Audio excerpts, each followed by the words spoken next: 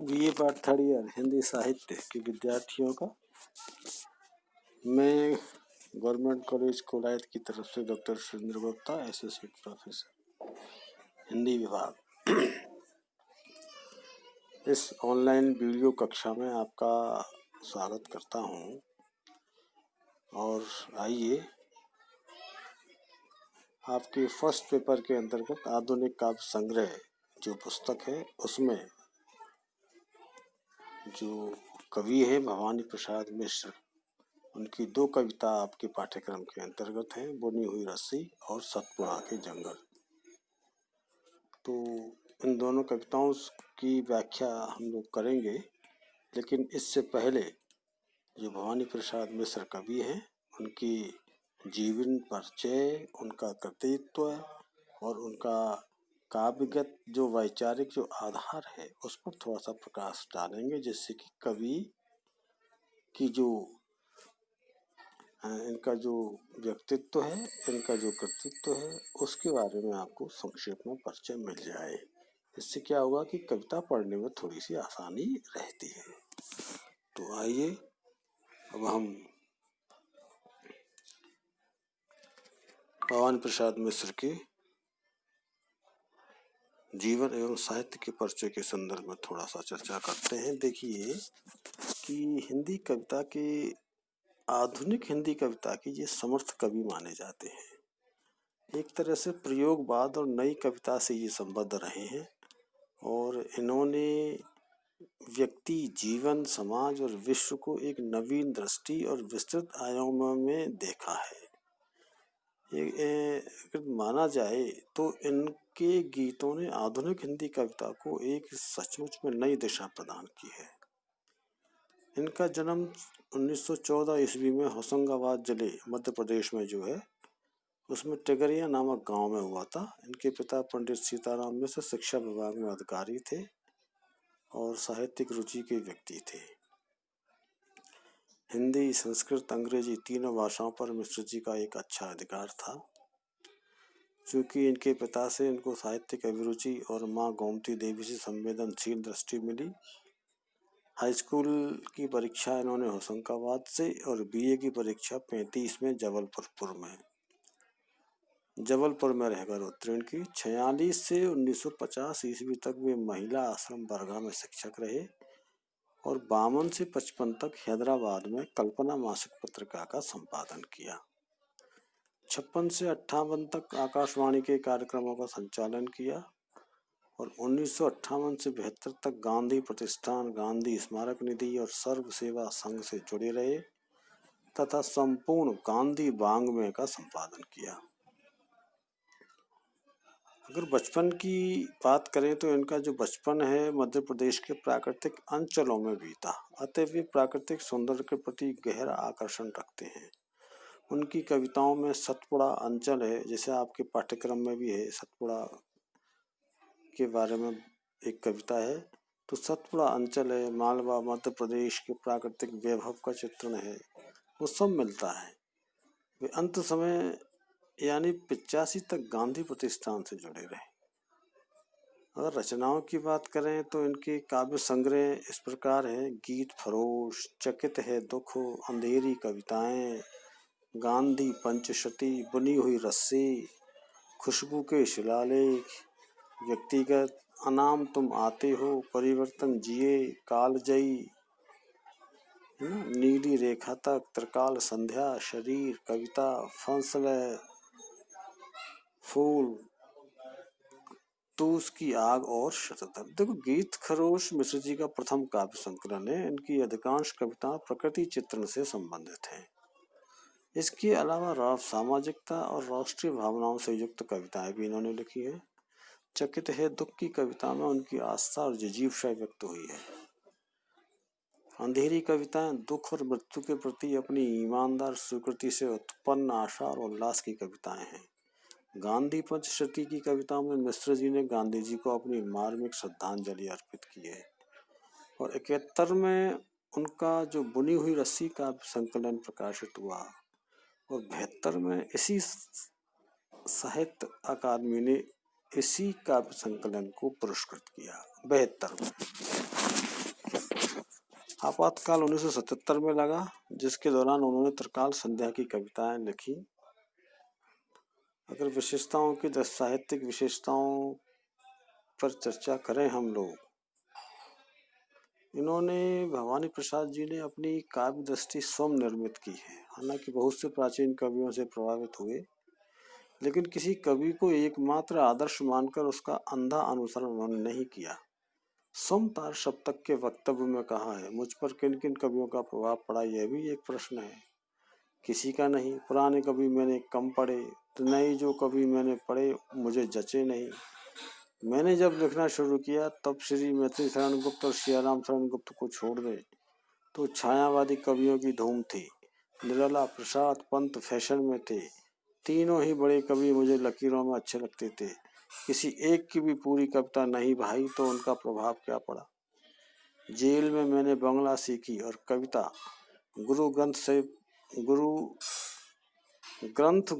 कविता ग्रंथ गुरुदेव के प्राय रविन्द्रनाथ ठाकुर के प्राय सभी पर डाले, उनका बड़ा असर पड़ा। मिश्र जी गांधी जी से सबसे अधिक प्रभावित हुए। उन्होंने कविता के क्षेत्र में गांधी दर्शन को पूरी तरह अपनाया। फलस्वरूप उनकी ख्याति एक गांधीवादी कवि के रूप में ही है। उनका खंड काव्य कालजयी भी गांधी जी के प्रति अटूट विश्वास और आस्था का परिचायक है। और जो गीत फरोश संकलन है वह कवि कर्म के प्रति समाज और स्वयं के बदलते दृष्टिकोण को उजागर करती है। इसमें व्यंग के साथ साथ वस्तु स्थिति का भी मार्मिक निरूपण हुआ है। अगर मिस्र की कविताएं भाव और शिल्प दोनों ही दृष्टियों से देखें तो बहुत अधिक प्रभावशाली है। विशेषताओं पर अगर हम बात करें तो संवेदनशीलता इनकी कविताओं में पाई जाती है, जिनमें इनकी कविताएं सतपुड़ा के जंगल है, घर की आशा है, गीत आदि में इनकी गहरी संवेदनशीलता के दर्शन होते हैं। सामाजिकता की अगर बात करें तो सामाजिकता का बोध इनकी व्यक्तिवादी कविताओं में दृष्टिगत होती है और सामाजिक अन्याय है, शोषण है, अभाव है, इन सब का चित्रण इन्होंने बखूबी किया है। जन चेतना संबंधी जो कविताओं में निम्न मध्य वर्गीय समाज के अभावग्रस्त जीवन का चित्रण इन्होंने भली भांति किया है। और प्रकृति चित्रण पर अगर चर्चा करें तो प्रकृति प्रेमी कवि तो है ही ये। इनका प्रकृति चित्रण कलात्मक है। आकाश, समुद्र, पृथ्वी, बादल, फूल, नदी, पक्षी, वन, पर्वत सभी ने इनको खूब प्रभावित किया है। सतपुड़ा के जंगल जो आपके सिलेबस में है उसमें एक चित्रण किया उन्होंने सतपुड़ा के घने जंगल, नींद में डूबे हुए से ऊंधते अनमने जंगल, सड़े पत्ते, गले पत्ते, हरे पत्ते, जले पत्ते, वन पत्थ को फेंक सहित बंक दल में पले पत्ते। इस तरह प्रकृति का इनके कविताओं पे उनका जो प्रेम है प्रकृति के प्रति वो तो सर्वत्र झलकता ही है। गांधीवादी दर्शन इनकी कविताओं में ज्यादा है, क्योंकि इनको गांधीवाद ने इनको भीतर तक प्रभावित किया है। इनके काव्य में सत्य, अहिंसा, खादी के प्रति मोह, हिंदू मुस्लिम एकता, राष्ट्रभाषा का महत्व, श्रम की महत्ता, ऐसे बहुमूल्य विचारों ने स्थान पाया है। अस्पृश्यता की समाप्ति का तो ये सब सपना देखते थे। कई बार उन्होंने लिखा है कि वह अछूत है, वह काला फेरा है, वह हिंदू, वह मुसलमान है, वन्य मजदूर, वह धनपति है, निर्गुण, वह गुण निधान है, ऐसे सारे भेद मिटेंगे जिस दिन अपने, सफल उसी दिन होंगे गांधी जी के सपने। व्यंग भावना की अगर बात करें तो एक कुशल व्यंग्यकार इनके व्यक्तित्व में दिखाई देता है। इनका व्यंग कटु, तीखे, चुटीले, मर्म स्पर्शी हो तो भी विनोद की मिठास हुए। भाषा शैली अत्यंत सहज और बोलचाल की भाषा के निकट है। वे स्पष्टतः घोषणा करते हैं, जिस तरह हम बोलते हैं उस तरह तू लिख।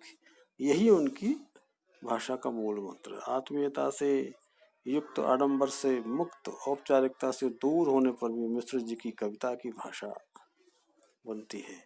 जीवन के गंभीर सत्यों का उद्घाटन वे सीधे सरल शब्दों में कर देते हैं। गीत फरोश और कालजयी में उनकी भाषा का संस्कृत रूप अवश्य दिखाई पड़ता है और प्रतीक विधान की दृष्टि से इनका काव्य पर्याप्त संपन्न। मिश्र जी ने अपनी प्रारंभिक रचनाओं में परंपरागत छंदों का प्रयोग किया, परंतु बाद की रचना छंद के बंधन से मुक्त हो जाती है।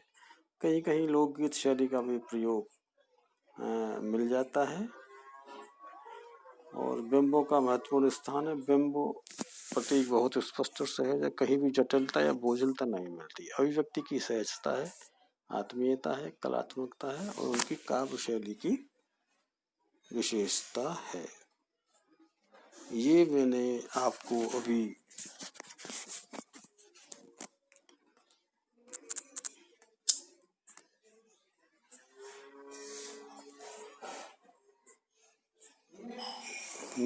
आपको ये इनके जीवन परिचय, इनकी रचना और इनकी रचनाओं में काव्यगत जो विशेषताएं हैं, संक्षेप में उन पर थोड़ा प्रकाश डाला और आपको ये बताने का, समझाने का प्रयास किया कि भवानी प्रसाद जी मिश्र हिंदी साहित्य जगत में, कविता के क्षेत्र में, इतिहास में कहाँ अपना स्थान रखते हैं, क्या इनकी सोच है, क्या इनकी परंपरा रही है और किस प्रकार से कौन कौन सी विशेषताएं जो मुख्य विशेषताएं होती हैं इनकी कविताओं में सर्वत्र वो दिखाई देती हैं, वो मैंने आज आपको बताया है।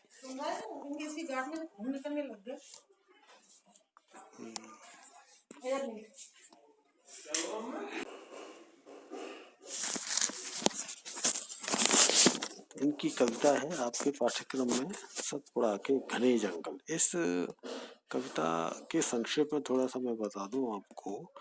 देखिए, एक्चुअली में जंगलों का जीवन कैसा होता है, कष्टदायक होता है। और अपने आप में एक कल्पना कीजिए कि जंगलों में क्या होता है, पूरा प्राकृतिक जीवन होता है, आदिवासी जीवन होता है, आदिकालीन जीवन होता है। वहाँ भौतिक सुविधाओं का पूर्णतः अभाव होता है। ठीक है, तो कवि ऐसे जंगल की एक यात्रा पर निकलता है और अपने पाठकों को भी यात्रा करवाना चाहता है और प्रकृति से एकाकार खुद होता है और पाठकों को भी करवाता है। तो पाठकों को वो निमंत्रण देता है कि आइए सतपुड़ा के इन घने जंगलों की ओर निकल चलते हैं और देखते हैं यहाँ का जीवन कैसा है, यहाँ की चुनौतियाँ कैसी हैं, यहाँ का सौंदर्य कैसा बिखरा पड़ा है, यहाँ का घिनौनापन, यहाँ का घनापन, यहाँ की चुनौतियाँ, यहाँ का सौंदर्य। ठीक है, उस सारी चीजों से पाठक को परिचय कराता हुआ चलता है। और जो कवि यहाँ पर जो भी अपनी आंखों से देखता है उससे शाब्दिक रूप से परिचय कराता हुआ उसने पूरी की पूरी कविता अभिधा में लिखी हुई है। शुरू करते हैं, सतपुड़ा के घने जंगल, नींद में डूबे हुए से ऊंधते अनमने जंगल, झाड़ ऊंचे और नीचे चुप खड़े हैं आंख मीचे। देखिए, सतपुड़ा के ये जंगल हैं, बड़े घने हैं। घनापन का मतलब जब पेड़ों की, वृक्षों की शाखाओं की घनापन है ना, तो वो घने जंगल हैं। नींद में डूबे, लग से देखने पर कैसे लगते हैं, जैसे बिल्कुल नीरव शांत मन से, कोई हवा वायु का संचरण नहीं हो रहा है और ऐसा लग रहा है कि सब लोग नींद में सो रहे हैं, ऊंध रहे हैं, अनमने से है, मन नहीं लगना है ना, आलस्य में डूबे हुए। अनमने का मतलब ये जंगल ऐसा शांत नीरव लग रहा है। झाड़ ऊंचे और नीचे, जो झाड़ियां हैं वो ऊंची भी है, नीचे भी है, लंबी भी है, छोटे भी हैं, बौने भी हैं, चुपचाप ऐसा लगता है खड़े हुए हैं, आंख बंद करके नहीं। घास चुप है, काश चुप है, मूक शाल पलाश चुप है। ये सब विभिन्न प्रकार हैं, पौधों की विभिन्न जातियां हैं, प्रकार हैं। जंगल की जो गति है उस शब्द जंगल की जो एक वहाँ का जो जीवन में जो बिंब है, वो बिंब यहाँ क्या खींचते हैं कि वहाँ की एक गति है। गति कैसी है, भयानकता का चित्रण करते हैं शब्दों में। कैसा है कि चुप है, कांस भी चुप है, मूक है शाल, पलाश भी चुप है, चुपचाप खड़े हुए हैं, आंख नीचे, झाड़ों ऊंचे नीचे। तो इसमें एक मन के अंतर्गत एक भयानकता का सा चित्र खिंचता चला जाता है। ये इनकी विशेषता है कवि महोदय की। तो बन सके तो धसो इनमें सतपुड़ा के घने जंगल, ऊंधते अनमने जंगल। कवि अब यहाँ क्या कह रहा है कि इसकी भयानकता को समझ करके, देख करके आप डरिए मत, इस भयानकता में ही सौंदर्य छिपा हुआ है। क्योंकि प्रकृति कभी भी अपने सौंदर्य को छुपाती नहीं है। बस सौंदर्य क्या, देखने वाले की दृष्टि में होना चाहिए। ठीक है, तो देखने वाले की दृष्टि में भय होगा तो वो सौंदर्य का महसूस नहीं कर पाएगा। इसीलिए कवि कहता है कि बन सको तो धसो इनमें। किसमें? इस जंगल में। कैसे जंगल में? घने जंगल में, जो क्या है यहाँ पर, चुपचाप है, मूक है, ऊंघ रहे हैं। ठीक है, तो कवि यहाँ प्रकृति से आत्मीयता का एक संबंध खुद स्थापित करता है पहले, फिर वो निमंत्रण देता है पाठकों को कि बन सको तो धसो इनमें। अतः जंगल की जो भयानकता है वो कवि को तो आतंकित नहीं करती, और जब कवि को आतंकित नहीं करती तो निश्चित रूप से कवि पाठकों को भी अपने साथ आने का निमंत्रण देता है, और वो खुशी खुशी कहता है कि बन सके तो धसो इनमें, सतपुड़ा के घने जंगल, ऊंधते अनमने जंगल, सड़े पत्ते गले पत्ते हरे पत्ते जले पत्ते, वन्य पथ को ढक रहे से पक दल में पले पत्ते, चलो इन पर चल सको तो दलो इनको दल सको तो, वे घिनौने ये घिनौने घने जंगल, ऊंधते अनमने जंगल। देखिए यहाँ पर क्या मिलता है, पत्ते ही पत्ते चारों तरफ फैले हुए हैं, कहीं सड़े हुए हैं, कहीं पानी में गले हुए हैं, है ना, कहीं हरे पत्ते आपको दिख जाएंगे शाखाओं पर, कहीं पर थोड़ी बहुत आग लगी हुई है, जले हुए पत्ते हैं, वन पथ को ढक रहे से, और उस वन में जो पगडंडी है उस पगडंडी को भी इन्होंने पूरी तरह ढका हुआ है, अर्थात रास्ता भी दिख नहीं रहा है कि किस पगडंडी पर चलना है और किस दिशा में प्रस्थान करना है, चलना है आगे। पंख दल में पले पत्ते, पंख दल मतलब कीचड़, कीचड़ में भी वहां पर जो दलदल फैले हुए वहां भी उसमें पत्ते फंसे हुए हैं, पड़े हुए हैं, चलो इन पर चल सको तो, वही अब फिर से देखिए मैसेज आया कवि की तरफ, चल सको तो चलो इन पर, दलो इनको दल सको तो, ये घिनौने घने जंगल, ऊंधते अनमने जंगल। अब यहाँ पर कवि क्या कह रहा है कि ये जैसा भी है आपको दिख रहा है, घिनौनापन दिख रहा है, पत्तों का सड़ा गला, ठीक है, हरे भी है, सब जगह रास्ता बंद है ना, लेकिन फिर भी अगर चलना है तो इन पर चलो। क्यों? चुनौतियों को स्वीकार करना मनुष्य का उसका स्वभाव होता है। तो इस जंगलों की इस चुनौतियों से डरो मत कि यहाँ पर कोई रास्ता नहीं दिख रहा है तो घबराओ मत, क्योंकि मनुष्य का जीवन ही चुनौतियों को स्वीकार करके आगे बढ़ने का होता है। अतः इस जंगल की इस घनेपन को देख करके, जंगल की इस विपरीत स्थितियों को देख करके, हे पाठक, हे मनुष्य, आप कभी डरे नहीं।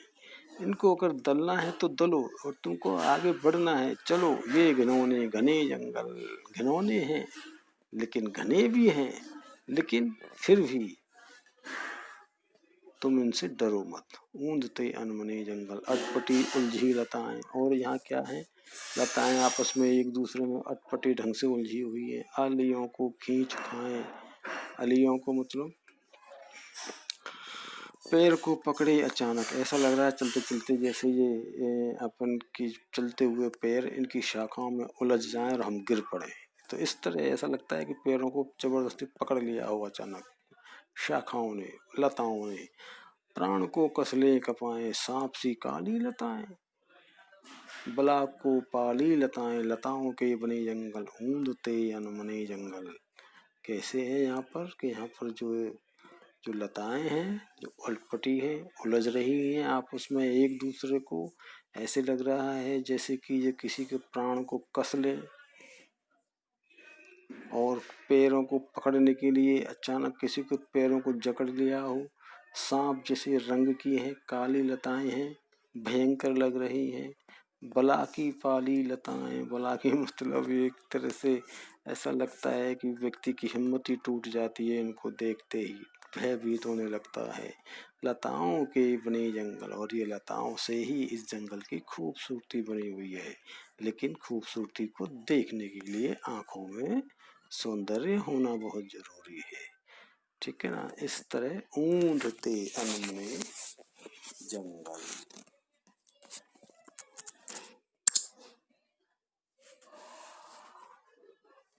इस तरह समय की बाध्यता है। मैंने आज आपको इस कविता का आधा भाग पढ़ करके सुनाया, उसकी व्याख्या करने की कोशिश की। शेष कविता की व्याख्या हम अगली वीडियो में करेंगे। तब तक के लिए नमस्कार।